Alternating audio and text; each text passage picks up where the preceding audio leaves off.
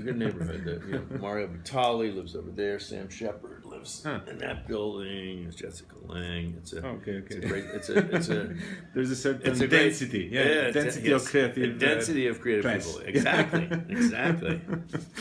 Okay. Yeah, it's a great neighborhood. I've lived in this Because neighborhood for a long before time. you were living on 11th Street somewhere. I have lived I've lived all around this neighborhood. Yeah. Actually, before this apartment, I had an apartment in that. Oh yeah. It's a red brick building, so I was over there. It's still under your control. In a way. Yeah, that was because it's fun because that was. I've got a friend who lives one block from here, and I've been living here for a couple of weeks many years ago. Oh, nice. So I love this. I love this place. Yeah, I love the area. It's a good Great neighborhood. I mean, it's not quite as bohemian as it was. When I first moved to New York, you wouldn't see I don't feel like we really had movie stars and bankers living in this neighborhood. And now from Syracuse to here. Now those years. Let's see. I guess that was. Well, now I moved from New York to Syracuse to study writing. Yeah. And then I came back after that. Okay. If you agree, I've got a set of questions, and sure. The idea will be starting from your book and talking about New York, how it changed during the years. I mean, using your book as a pretext to say how the city has changed, if it has, Absolutely. and how. So you just started to talk about. Yeah. There's a passage in the book which says.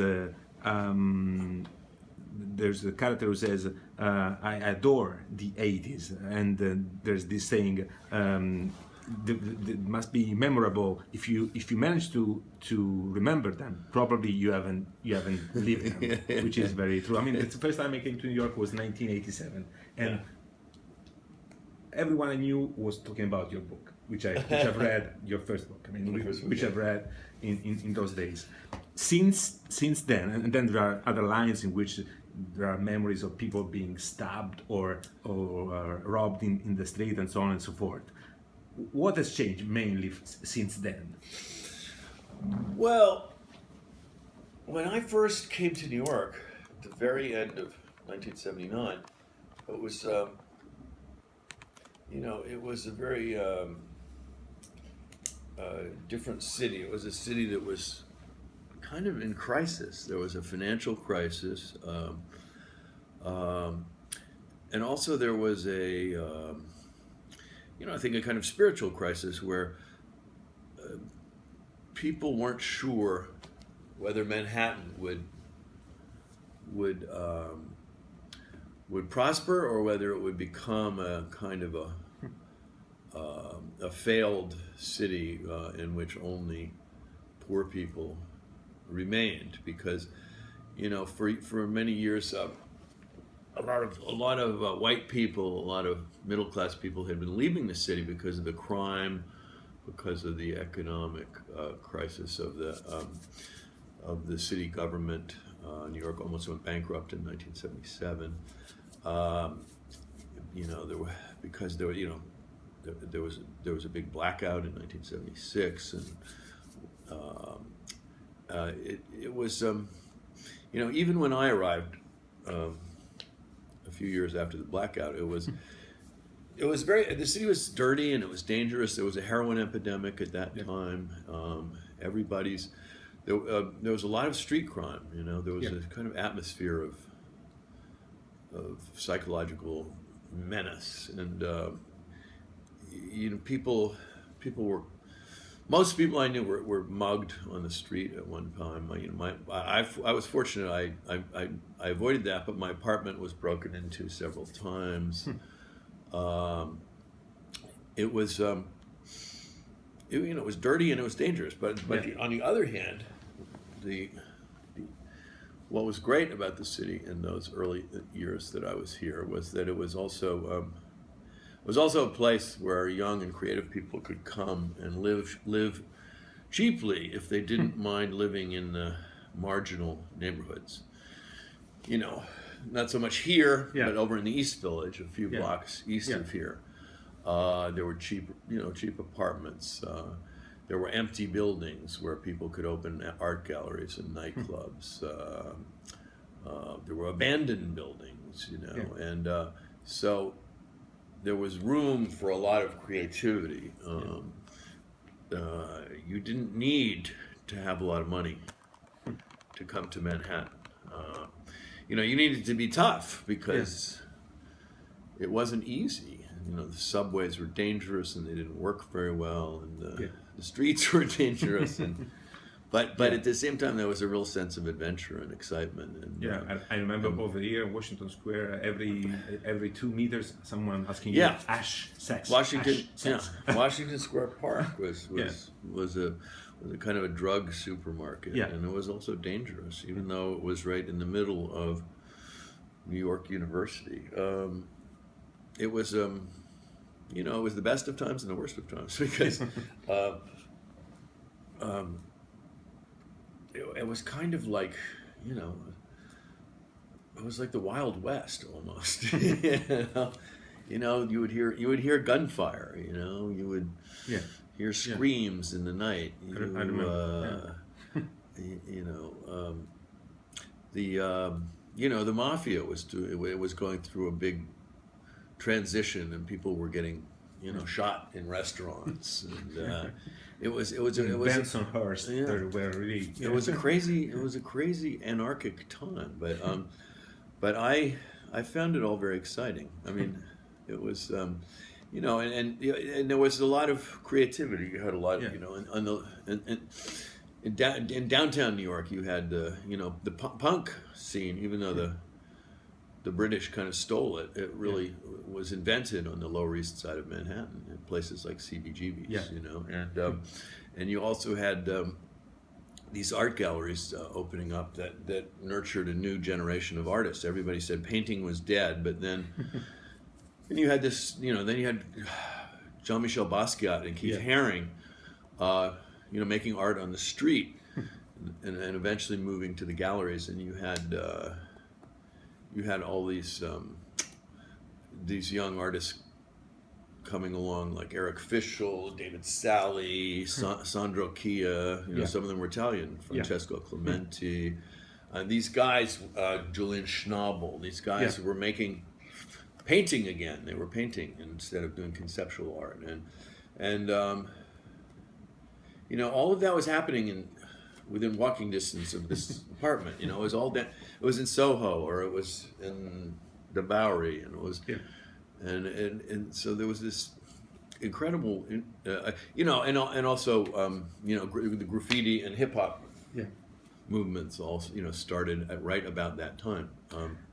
So it was an exciting time to be a young person in New York, and I thought, there should be a literary equivalent of the Ramones or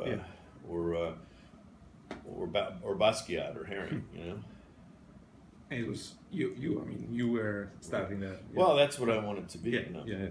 I mean, I was younger. I was younger than those guys when I came here, but it seemed like, why isn't there a literature like this? New, urban, edgy. Yeah. So that was the New York that you fell in love with. In the early '80s. The book Bright Big City was published in '84. But it's about those. It's really about the years sort of '81, '82 when I was first in New York. May we say that compared to then, we went from a situation where you were physically insecure to a situation in which many people are financially insecure. There's a passage in the book when Russell says, I'm 50 years old and I've never owned an apartment, which is not uncommon. No, it's not so uncommon. Well, it's not, particularly among intellectuals and creative people.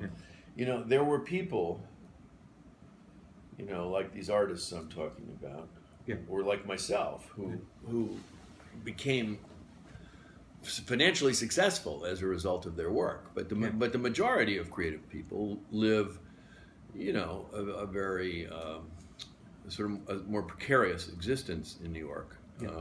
because being in publishing or being an academic or being in journalism does not make you rich. Yeah. And so many people in Manhattan are wealthy that it's easy for people like Russell and Corinne to feel poor.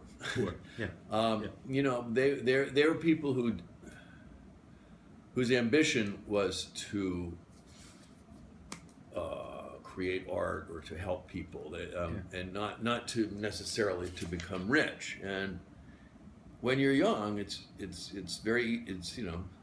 easier to be idealistic. When you start to approach 50, maybe, and you have children, you realize that some of these choices you made have made your life a little more difficult, especially because Manhattan has become so prosperous in the past 30 years. In 1980, there were more. I think there were more poor and middle class people in Manhattan probably than there are today. A lot of neighborhoods like the East Village. The East Village was always, for 100 years or more, was a place where immigrants and even lower middle class working people would be able to afford apartments. And then starting in the late 80s, that was one of many areas that became fashionable and gentrified. And the good thing is, it became cleaner and more safe. But the bad thing is that the people who were living there couldn't afford to live there anymore. Which brings us to another feature which is very common in New York right now, which is income inequality. I mean, at a certain point, you quote this American Express Centurion Black, the credit card which is given only to people who spend at least $1 million $1 million a year, right? Yeah. It's scary. It means real rich. It's true. That's we never had. I don't know how long this has existed, but you don't have one, I hope. Or maybe you are. Okay. Yeah, but I remember when I got my American Express card, there was this one card that was green. I was. That was after I published Bright Lights Big City. I got my green American Express card. It was a very big deal. But, now there are, I think, 4 different levels: green, gold, platinum, and black. Okay. Another big issue of the book, probably the biggest theme, is marriage and sex. How to reconcile them, if it is possible. Well, that's a classic. That's a classic subject of literature, I think. Yes, of course. But there are some great lines. For instance, this formula for the second wives, half of your age plus 6, which I find great. Or the other fact that you say that perfect marriage is a dangerous oxymoron.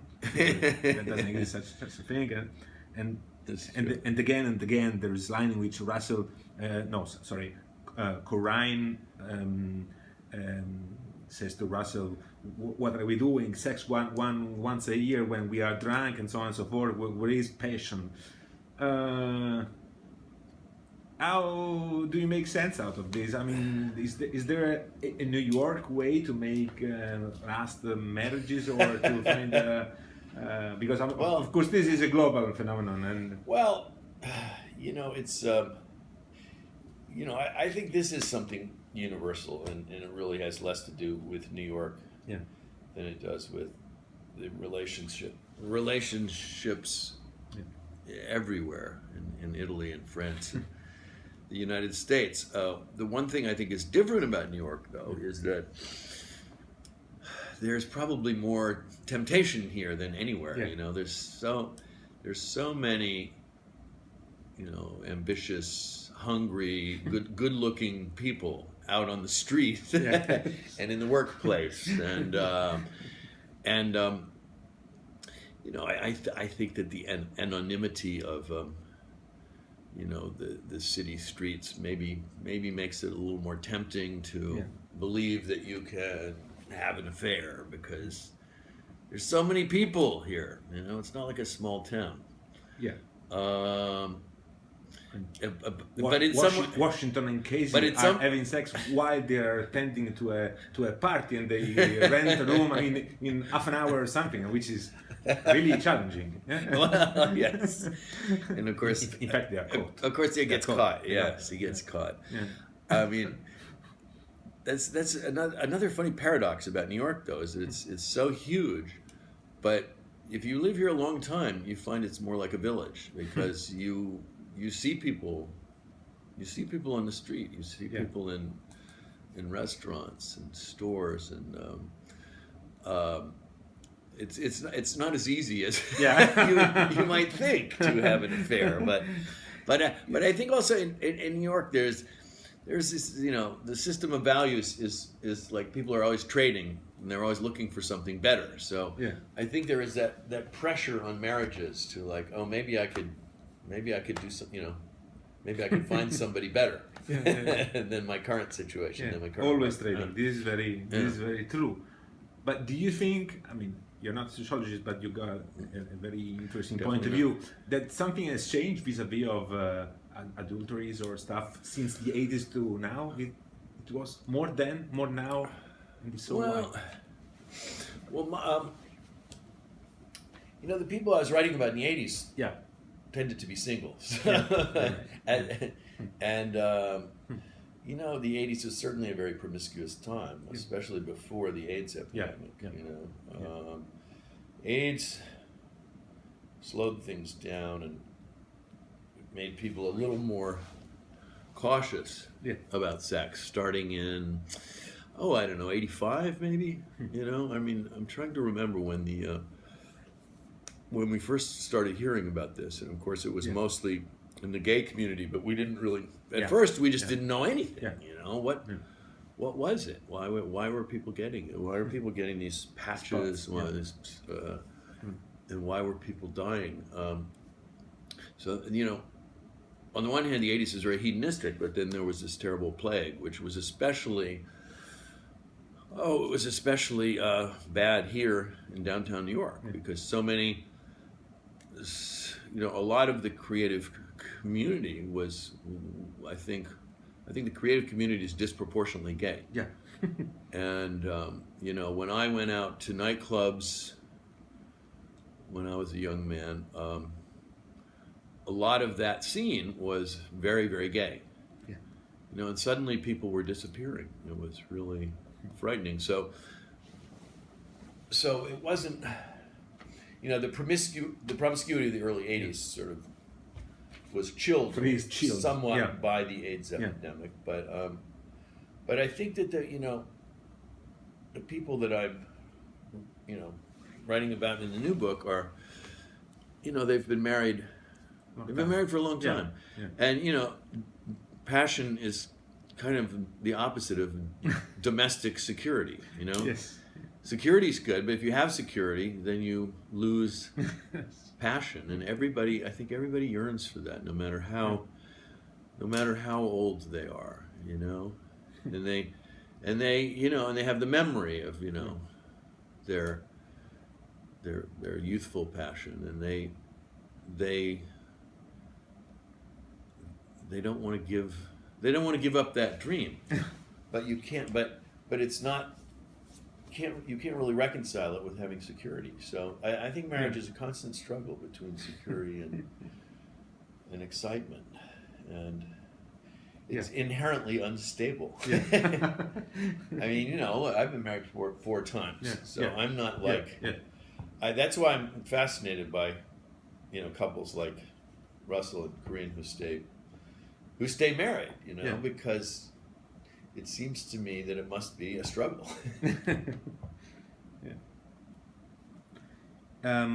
Since you quoted it, of course, another player of those years was drugs. And there's a passage when you say that the crack vials were like acorn under your feet, which is a very strong picture. How has it changed now and then? The crack epidemic Yeah. happened Yeah. toward the end of the 80s, I believe. I mean, it was, Yeah, I remember. and it was also, it was more of a, how do you say, sort of a lower class phenomenon. It was more in the black communities in the ghettos that crack really took hold. For my crowd, we were we did powdered cocaine, Yeah. and that was a kind of a a middle class thing, and but the crack epidemic created a whole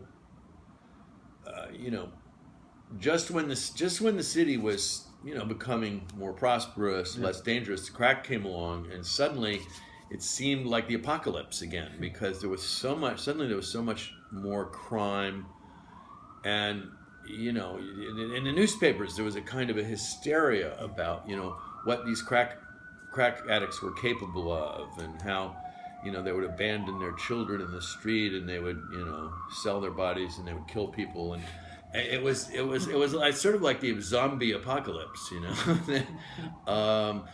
so that was again, like AIDS, that was another.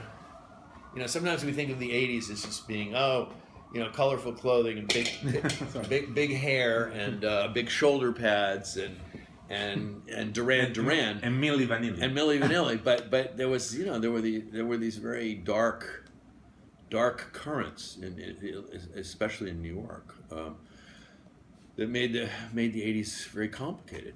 AIDS, crack epidemic, and then of course we had the stock market crash in 1987. So it was a very eventful decade, I guess. Once again, now and then, you mentioned an experiment that I heard about, but I didn't remember. It was the Tuskegee experiment, which brings me to which is unbelievable, the fact that something like that happened in reality, which brings us to a very major theme of these days, which is race. According to you, things have got better, as President Obama says, or tries to say, or got worse, or are the same, or? It's a difficult question. One of the images that started this book for me was, I had an image of people in a loft in Tribeca watching the election results in 2008. That was going to be the opening chapter of the book. I mean, in the end, it wasn't the opening chapter, but that was my first idea, was start there. And on the one hand, you have the world economy is kind of going through a crisis, but on the other hand, for people like my people, the sort of liberal, creative Manhattan people, the election of President Obama was a very optimistic and historic moment, and it seemed to it seemed to be a new era in American history, and it seemed, and people were. I remember reading in newspapers things about post-racial society, where as if now, we had gotten beyond problems of race, and but of course, what the Black Lives Matters movement and the racism of Trump's supporters shows us is that we still have very big racial problems in this country, and there's a lot of racism toward President Obama. A lot of these right-wing people, they hate him because he's black, I think. I strongly believe that, and so I think this is still, in many ways, America's biggest problem is the issue of race. I'm not sure that it's maybe it's better than it was 50 years ago, but not so much. There's still so much division and so much. There's so much institutional bias against black people. I mean, people in the worst parts of the inner cities, have worse schools and they have worse public services, and it makes it harder for them to get out. How do you reconcile? I mean, I know this is a very complicated question, but how do you reconcile the fact that, President Obama himself, the fact that he's at the White House, in a way, could have been an important station of solving this problem, but it didn't happen. Well, I think he was in a difficult position because he was trying not to just be president of black people, and he was trying. I think Obama almost wanted to believe that his presidency meant that we didn't have these problems so much anymore, and he's really. I think he's tried to be above race, for most of his presidency. He's tried to act as if he's president first and he's black second or third, and he's partly done this because there are there's so many people who were just afraid that he was going to pursue some sort of Black Panther agenda or something. But I think perhaps he could have done more and been more direct in talking about race. But I think he was trying to be a uniter, and he was trying to not to talk about racial division, but maybe he probably should have more than he did. Yeah, it's always complicated in retrospect, Yeah. of course. Talking about politicians, and you already quoted that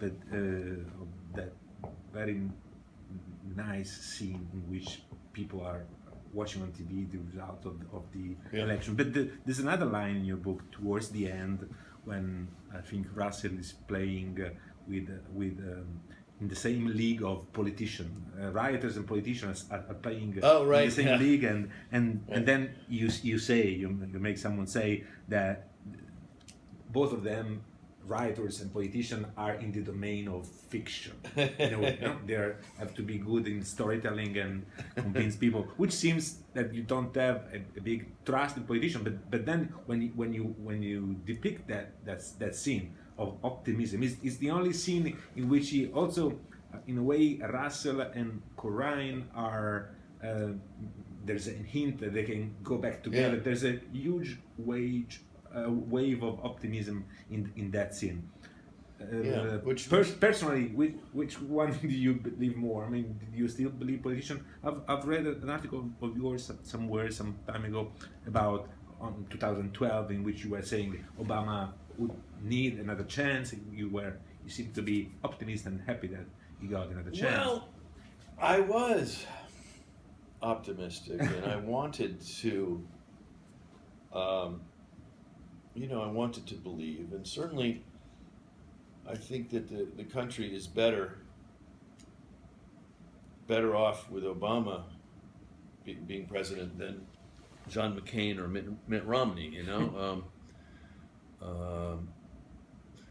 but at the same time, Obama, particularly the first time around, he raised such high expectations that I don't think anybody could have possibly fulfilled all the expectations. We somehow felt that he would fix everything, and even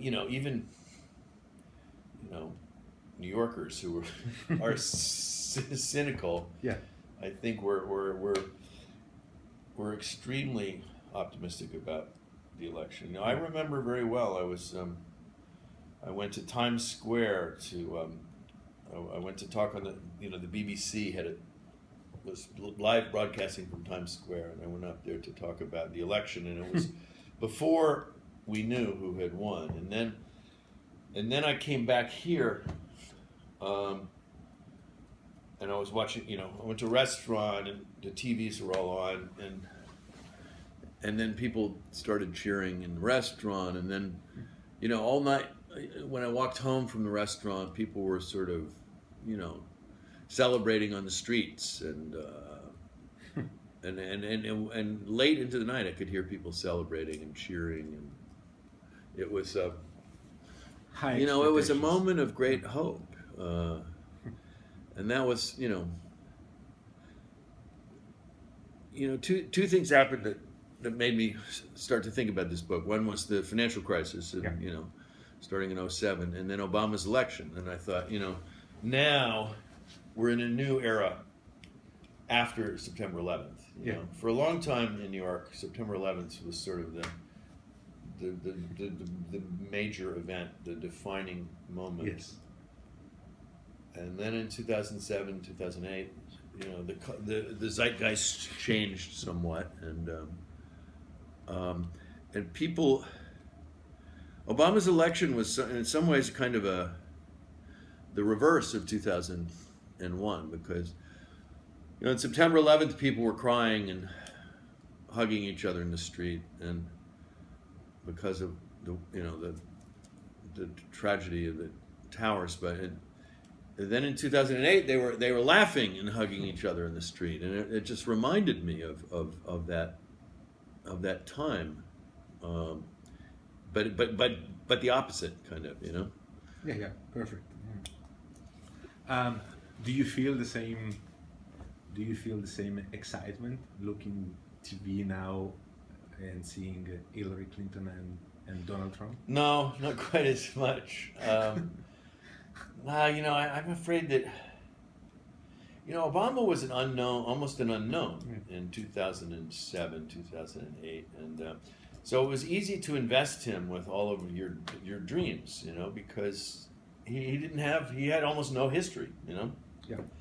He was like, in America we love people who invent themselves, and who don't have too much history. And Hillary has so much history. There's so much we know about her, and a lot of it is not so good. But it's impossible to feel the same kind of enthusiasm for Hillary. She's been around too long. She's kind of an old style politician, and though of course personally I support her, I think that her her opponent is a disaster, and I've been in New York almost as long as Donald Trump, and I've seen his career, and I've seen him. I think he's a fraud. New Yorkers don't particularly like Trump. It's all these people outside of New York who really. I know many people who are in the real estate business, and they say that he's a cheater. He can't be trusted. He sues everybody he's in business with. He doesn't pay his bills. He uses the law to dodge. He uses bankruptcy laws whenever he wants them, so he can get out of his debts. He doesn't, and also, here in New York, there's a huge tradition of wealthy people, being involved in charity and giving large sums to charity. And Donald Trump is the only wealthy person I know who doesn't give large amounts of money to charity. And many of us think he doesn't give any. And many of us think that's why he will not release his tax returns. So for New Yorkers, he is a known commodity, and we think he's I think most New Yorkers think he's a joke. But unfortunately, these unsophisticated people outside of New York see him as some big successful businessman, and I don't know, they seem to like this image, but I think he's a narcissist, and I think he's dangerous, and I also think the worst thing about Donald Trump from the point of view of a writer is he's a liar. He doesn't believe in facts. You know, he just says whatever comes into his mouth, and Yeah. and when he and when people point out that these things are untrue, he doesn't seem to care about the facts. You know, he said there were thousands of Muslims in New Jersey celebrating when the World Trade Towers collapsed. Well, that's just not true. Nobody saw anything like that. He claims he saw this. You know, there's just no evidence of this. There's no videotape. There's no journalism to I mean, in the Middle East there was some of that. Yeah, of course. You know, But not in New Jersey. yeah, but Trump just, you know, he refuses to acknowledge To that come he's, to terms with the reality. yeah, he's and he also is, you know, he's against freedom of speech. I mean, he wants to silence all of his critics. He wants to do away with freedom of the press. I mean, you know who he reminds me of is Berlusconi. He's very much like Berlusconi. He's a clown, you know, and You have to tell you that. I mean, you guys finally got rid of Berlusconi, but I'm going to be very embarrassed if Trump is our president. I think I'll have to move to Italy. Unfortunately, I don't know if you've seen it already, but this morning on the New York Times, there's a new poll which says that they are tied now because of the email scandal of Hillary Clinton. Now they are tied at 40. It's unbelievable. That is really unbelievable. Unbelievable. It's just horrifying. You're going in the direction of Italy with Berlusconi. Yeah, I totally agree with you. Okay, we have done almost more than half. Okay. Yeah, after there was a line in which Luke says to Corinne that he was afraid that she was for Hillary and not for Obama back in the days, and she goes like, why? Because I'm a woman. And I think that this is true today still. I mean, women don't seem to like too much Hillary. Well, there's a divide Yeah. among women. I mean, a lot of older women support Hillary. Yeah. Younger women, Yeah. not so much. It's unfortunate because she needs. Well, yeah, she needs every vote, single yeah. vote. Yeah. Because as you say, it's Tight, to say the least. tight race. Yeah. Yes, it's scary. You never thought about supporting Bernie Sanders? That's too much. Well, Because I followed Bernie Sanders in Iowa and was tough. yeah, A fighter. I liked. I admired Bernie Sanders very much, but I thought, I didn't think that he had much chance of winning as a socialist in capitalist America. I mean, this is a capitalist society, and it's unlikely that he would have won. And Hillary seemed like the more electable candidate to me, but maybe I'm wrong. My kids who were 20, they were strong Sanders supporters. Oh, yeah. They're very disillusioned with Hillary, and so that was in our house. There was, kids for Sanders and adults for Clinton. Yeah, it's very common. I think. Yeah. Bernie was very inspiring, but I think, but I also think a lot of his vision was somewhat unrealistic for this country. We're just, he was really talking about it, kind of socialism that I don't think most Americans are ready for. Yeah, it's rather a social democracy Scandinavian style, Yeah. let's say. Yeah, not exactly socialism. Anyway, talking about media and how they change. At a certain point, Philip Kohout says hello to Brian Williams in your novel. Yeah. And there's which is a very interesting encounter. It is, because I would say you started as a fact checker in New York in a way. I mean, you did also that. And then we have Brian Williams, who invented the story of his, or at least he self-aggrandized the history of it. Then we've got this Philip Kohout who tells a story which is not true, and then there are many things that these days, like Kate Alisi, who had this unfortunate problem with his last book. Do you think it's easier today to fabricate story, or is more complicated because of the internet? And do you still believe the media yourself? Are you more skeptic than you used to be? How did they change media sphere, so to speak? Well, it's I don't know. There seems to be more and more of these scandals. I think that, I think maybe there have always been people who are, and people, writers and people in the media who are cheating or, not telling the whole truth. But I think now that it's easier to get caught because of the internet, because things go viral, because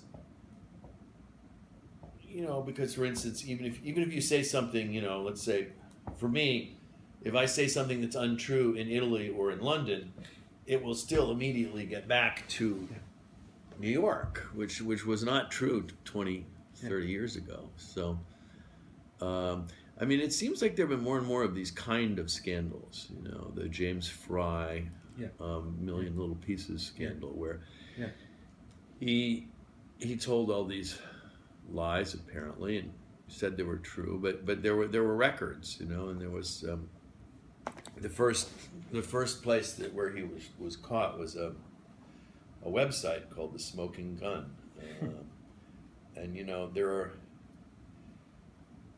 there are more and more and more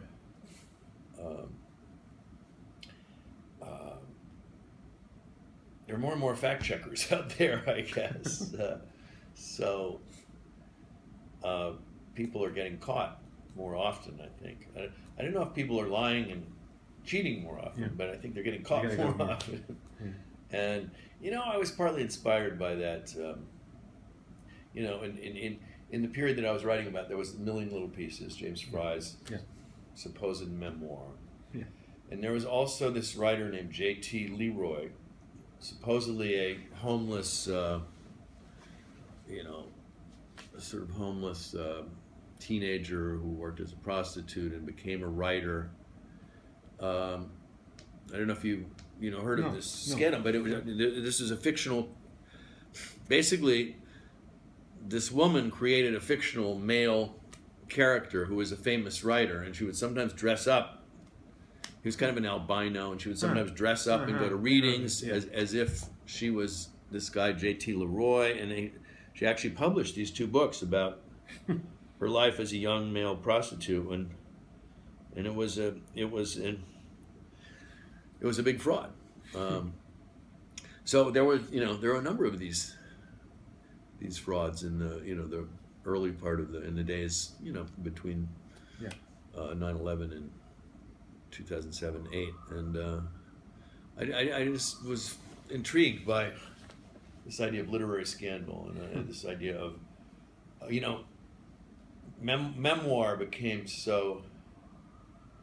writing memoirs became so fashionable in the in the last 20 years. It used to be everybody wanted to write the great novel, but more and more people were writing memoirs, and they were the idea that there's a strict line between fiction and nonfiction, I think is there should be. But it's also somewhat unrealistic, and people got confused about what the line was between fiction and nonfiction. This is a very interesting point. Why, according to you, we went from the great American novel to the great American memoir in a way? Because it's easier, the memoir as a genre, or why? Because this is very true, the fact that you said that in the last 20 years it became such a commodity, the memoir. We also see it in television, We've gone from television to reality television. People seem to be fascinated by the idea that something actually happened, that it's real. Although in fact, reality television is fake, and I think a lot of these memoirs are more like novels than they are like fiction. But it's but you see it in movies too. You see like in the beginning of the movie, you see this is based on a true story. And for some reason, people seem to be fascinated by things they think are true. I think if you're a scholar of storytelling and literature, you know that there's a very blurry line between these things. But do you think this is the journalism fault? I mean, there's this memoir are in a way replacing journalism, or I don't know. Is there any memoir that you really like recently? I don't know. I'm thinking about. I've interviewed Karl Ove Knausgaard, who's a kind of sensation in the U.S. as well. This Norwegian. This so-called Norwegian Proust.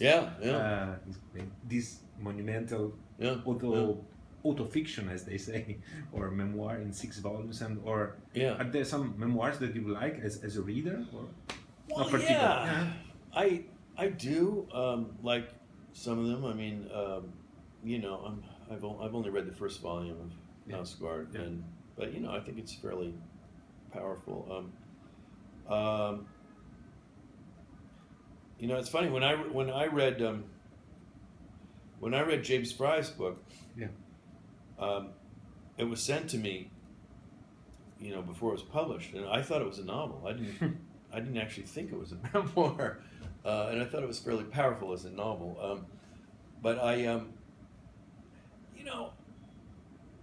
think there are,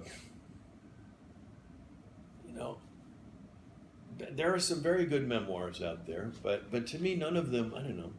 To me, I still believe in the power of fiction and of literary fiction to sort of create myths that help us to understand, stories and myths that help us to understand our time. I'm still more interested in novels than I am in memoirs, I guess.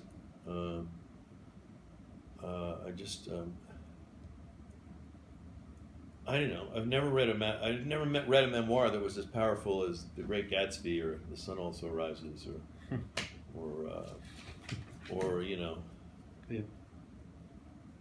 I don't know.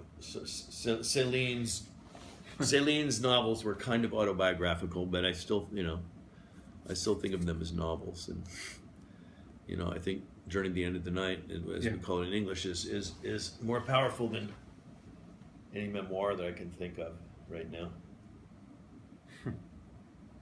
Yeah, I do agree. I think it's easier in a way to do a memoir because you can cannibalize yourself in a way and then to transpose it. But if you manage to do a great novel, it's much better.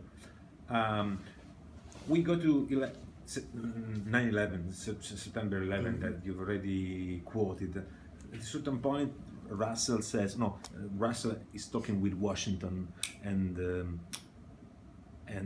Washington goes like, we wanted, I'm translating from Italian, sorry about that, we all wanted to change our life, and at the very end we are the same hedonist and greedy and superficial of ones. I mean, even if 9/11 happened. And then there's this bitter comment by Russell, who says, apart from those stupid guys who were sent to Iraq, and for them life really changed after 9/11 because many of them didn't return home. Did it make a permanent change, 9/11 in New York and in the US, or New York is so resilient that no 9/11 can even... Well, I think that, for those of us who are really here and lived through it, it did, I think it changed us somewhat. I mean, it just makes us look at people in the street a little differently. It makes us a little more cautious, a little more aware of how fragile and how vulnerable the city is. When we hear an explosion now, we feel differently than we did before. It used to be when you heard gunshots or something, you just wouldn't think about it, because it was New York. In the 80s, there was always loud, gunshots, trucks backfiring. It was all the same. And now, for people who are actually here on the streets on September 11th, I think it made a deep psychological impression, but I don't think it changed. And I think there were some people I think there were people who left the city because of that event. There were people who came to the city because of that event. There were people maybe who changed their profession because they suddenly thought life is short. I'm going to go to medical school and become a doctor. Or I think a lot of lives were changed by September 11th. But the city, I don't know. Ultimately, the city wasn't changed much. On a sort of on an individual basis, there were sort of the scars and the memories, but in the end, September 11th just showed how resilient the city was. Yes. People don't, in the months after September 11th, I used to wake up every morning and think about it, and now I don't think about it at all, except when something happens. Yeah. If I see a really low airplane or I hear a really loud noise, then I think of September 11th. But it didn't change us the way we thought it would. Yeah.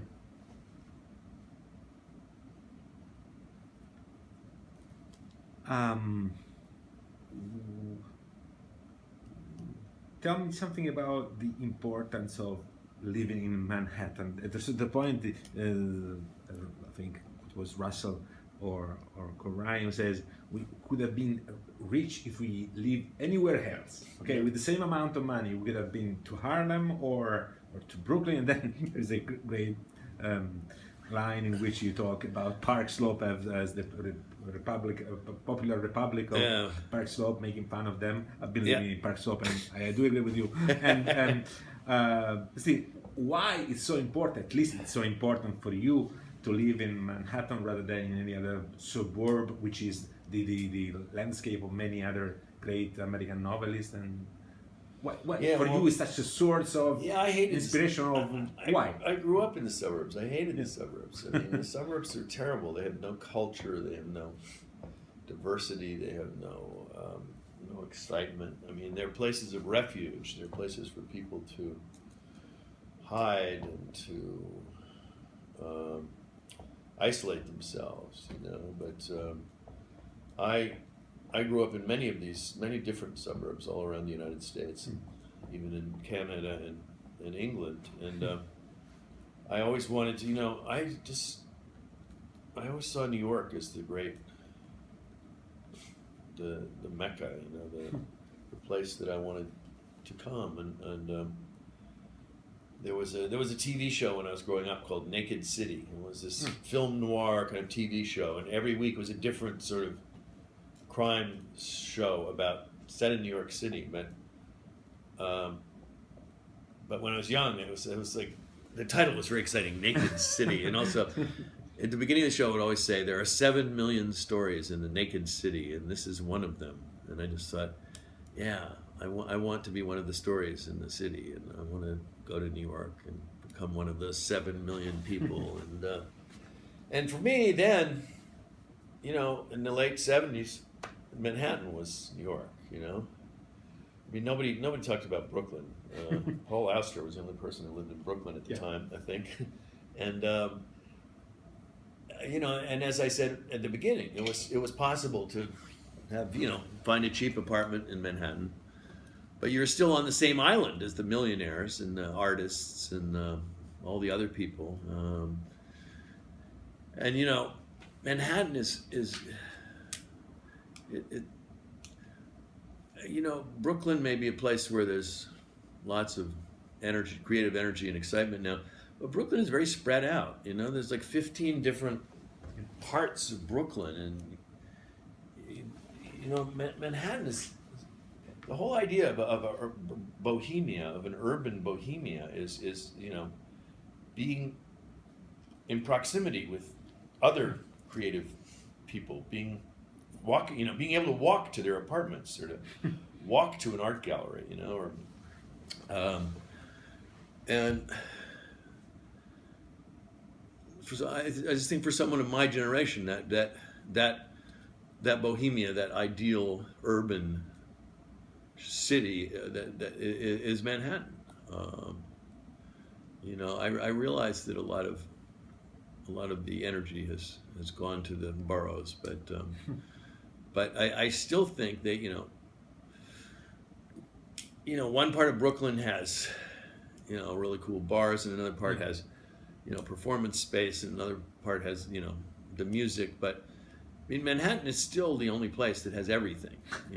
From the museums to the theaters and the art galleries and the restaurants and the nightclubs, and I mean everything is still here.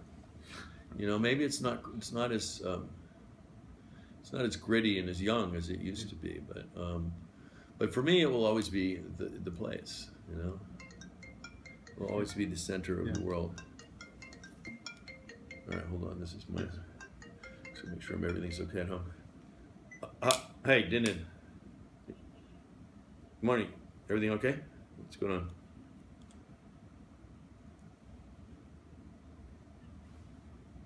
Yeah.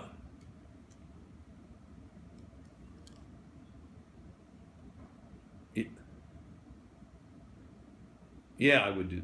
I would definitely do that. Okay. Yeah. No, yeah. All right. Yeah. Then let's send it to them today. Maybe even, I don't know, FedEx or. Okay. Yep. Do it. Thanks, and bye. Okay. Question 10 out of 12. We are almost done. At a certain point, you quote some new rituals of Manhattan, among them this enophilia. This is considered love for wine, and there's that great story in which the bankers challenge about how to recognize wine, and which is great. And then there is this kind of mania for a chef, for important cooks and so on. And then there is the part of sous vide, this way of cooking with these plastic bags and so on. According to you, what does this cult of cooking tell us? Because something similar, but not at this level. It's a sign of decline of an empire. Why people are so crazy about in Italy, cooking? you've always had a very high level of cuisine, and it's just, I mean, I think in Italy it's just more taken for granted, But, in America, when I first arrived in New York, there was, the level of cooking in restaurants wasn't very high. I mean, you had the sort of fancy French restaurants, and you had the cheap Italian restaurants, with the red sauce and but I think there's just been a kind of along with the growth in prosperity in Manhattan, where you have prosperity, you have a sort of you have different cults of connoisseurship. You have people getting crazier and crazier about their hobbies and passions, and food has become a big obsession here in in the United States in general, but especially here in New York. Restaurants have become such an important part of the day, the life of the citizens. Particularly as people like my generation get older, they weren't going to nightclubs so much, but restaurants became the sort of new social gathering spots. And people in New York don't entertain at home as much as people in other parts of the United States do. We go out to restaurants. It's a big sport, and as I say, people who start having more and more income to spend start getting more and more obsessed with things like truffles, and in the case of Russell and his friend Washington, they also get kind of obsessed with cooking. I know a lot of guys in the States, or a lot of guys in New York who like they talk about cooking and where to buy the best fish, fish, and what the best pots and pans are, and and they look up to these chefs, that are the sort of heroes of the new foodie culture. You know, I was just at the bar at Le Bernardin in Midtown last night. Which one? Le Bernardin. It's Le Bernardin. yeah, it's probably the top restaurant in New York. Yeah. And, the chef is a friend of mine, Eric Repair, and he came over to say hi. And it's just amazing, like watching him in his restaurant. He's like a rock star. You know, all these people are like, look, that's Eric. You know, there's the chef. And, you know, it's hard to imagine this 30 years ago, 20 years ago. Yes. Chefs were just these, you know, these guys hidden away in the kitchen with funny white hats, and nobody. Yeah, but don't you think that in a way they're becoming intellectuals or new kind of intellectuals? So, I mean, immediately you would ask to a chef, an important chef, comment on almost everything, which is maybe a little too much. Yeah, I think it is a little too much. Yeah, I mean, what does my friend Eric, you know, he likes to say I'm just a cook, but you know, but everybody treats him like he's somehow a wise man, and he's not comfortable in that role. I don't know. Well, we just feel it's just that chefs have become celebrities. Yeah. And celebrities from whatever area of life, suddenly we put all these expectations and desires and we project onto these people. And chefs are just the latest example. I mean, it used to be movie stars and rock stars that we would ask their opinions as if they mattered. And chefs have become part of that culture. Yeah, but we never ask for an opinion to a soccer fan, to a soccer hero, or yeah, we don't really have soccer heroes. Yeah, so you're right. But a football, yeah. for a football NBA star, I don't think it happened. Yeah, well, there's something. Yeah. Donald Trump is actually getting endorsements from athletes. It's weird. I think it's a topic that's worth exploring because there's something in this celebrity cook that tells something about our society. Last but one question.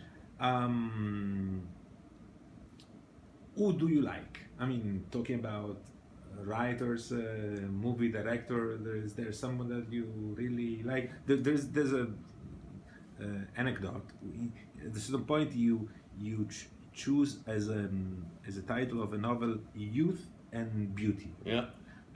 Which is a weird kind of sum of the two latest title of Paolo Sorrentino, who's one of the most famous Italian movie director right now, which was The Great Beauty, one title, and Youth was the last title. So you put together almost, I don't know if you are aware of that, but... No, I mean, that wasn't what I was thinking of Keats, not of... Okay. Who do you like? Well, there's lots of, I mean, every year new people come along and change the way that we, or they reinvent the novel. I mean, in terms of new novels that have been published, I mean, there's I can think of like two really interesting New York novels, first novels that came out this year. One is called City on Fire by a guy named Garth Risk Halberg. Yeah. And, very powerful book. I mean, it's, a little bit overlong and overcomplicated, but and there's a novel called Sweet Bitter, came out about a month ago or 2 months ago by someone named Stephanie Danler, about a young woman coming to the city, and it's kind of a Sorry, Sweet Bitter, and the author is? The other, City on Fire. Yeah, I know the other one. The author of Sweet Bitter? Her name is Stephanie Danler, Danler. Okay. And she, it's kind of a, it's a coming to New York novel by a young woman instead of a young man. And, but those are two sort of New York first novels that have just been published. And I love that people are still coming to the city and writing about the city and reinventing the novel. Don DeLillo just published a new novel, and he's always one of our greatest writers. I know my list always changes. I like Jonathan Franzen's novels. Purity. Purity. I like, and I honestly I don't think it was his best, but I still think it's very I powerful. totally agree. Yeah. Not at all. But but but you know, I think that we have a really we have a lot of really good fiction in America, and every time somebody says the novel's dead, then you know something like City on Fire comes out, and you say, oh yeah, it doesn't look like the novel's dead. You know, here's young people that still want to write the great American novel. Yeah, apparently. Do you watch TV? Do you watch series on TV? Yeah, sometimes, not as much as Because now everybody. in Italy they are all the rage. I mean, the American series. Yeah. Is there a single series that you got Well, got into, or the one that I still, you know, the two that I think are the most like great novels are The Sopranos and Breaking Bad. You know, those are my two. Those are my two all-time favorite TV series.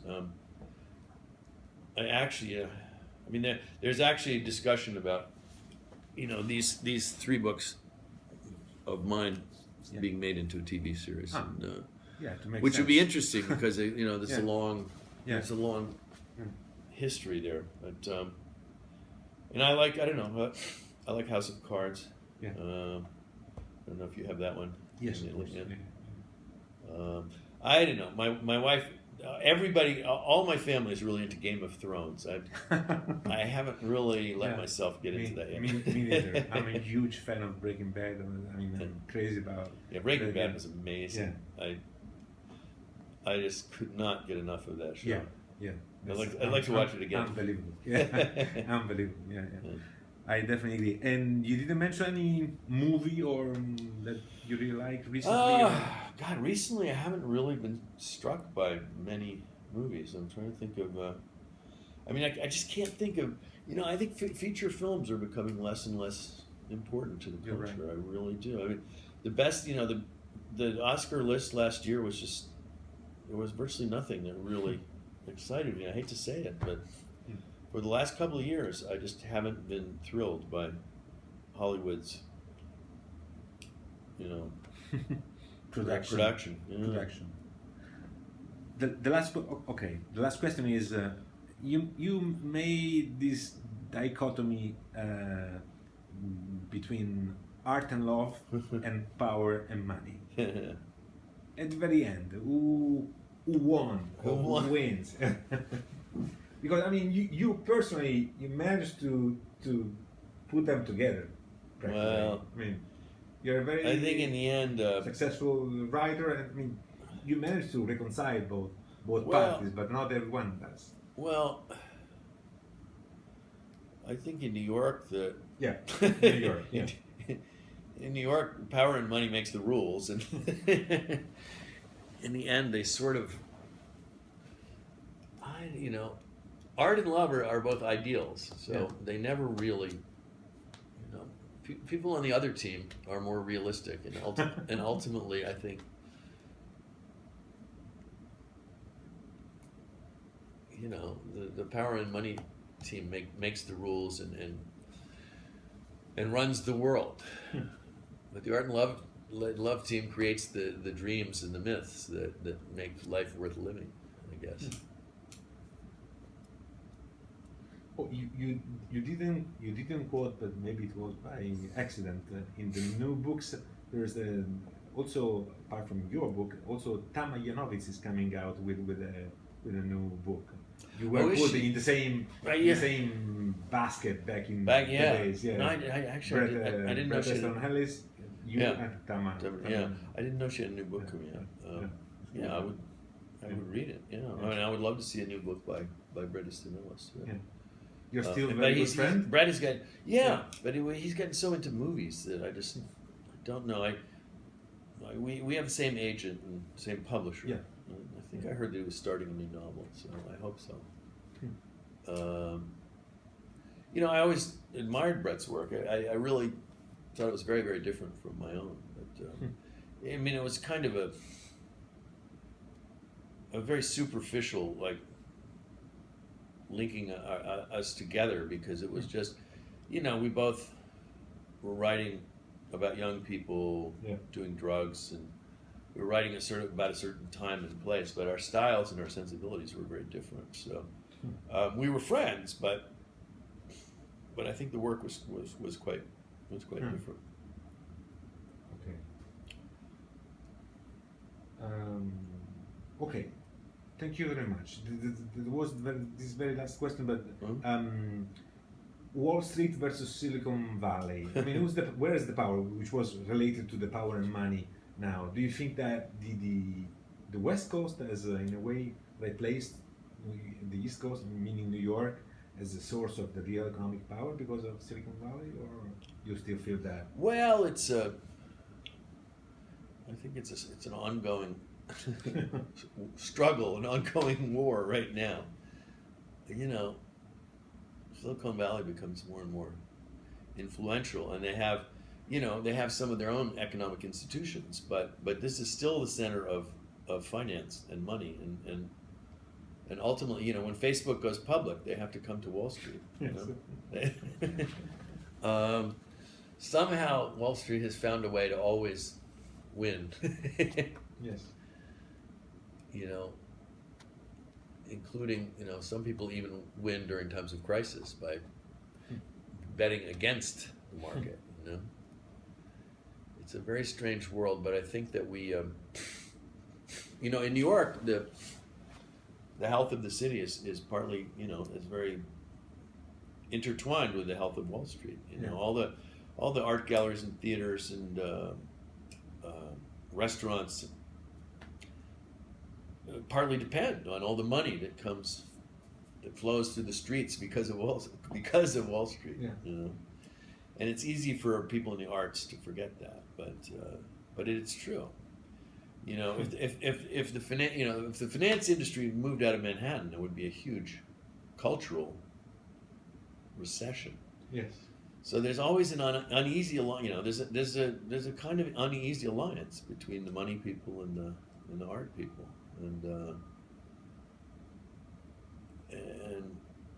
they often forget it. But those people and the financial titans, they all want the respectability of art. They want Picassos on their walls, and they want to go to the ballet and be seen at the ballet, and they want to have dinner. They want to have like playwrights and artists at their dinner tables, and even novelists. Yes. And the artists. They need each other. The artists, certainly the visual artists, want to sell their. They're not selling their paintings to poor people, and the ballet and the symphony require vast amounts of money to continue to operate, and so there's a strange interdependence between these two very different communities.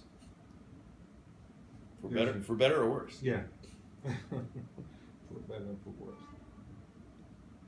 Okay. Thank you very much. My pleasure. So you went back to